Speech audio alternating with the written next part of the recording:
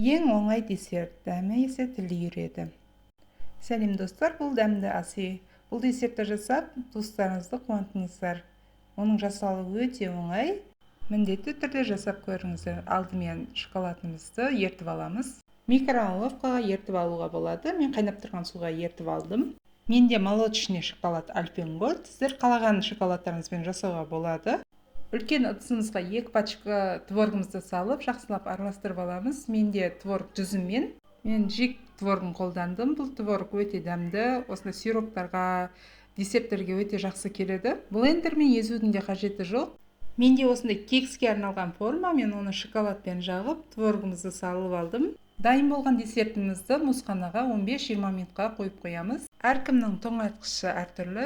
Сіздер өздеріңіздің тоңайтқыштарыңызға қарап қоясыздар. Менде осы 15-20 минутта кетті примерно.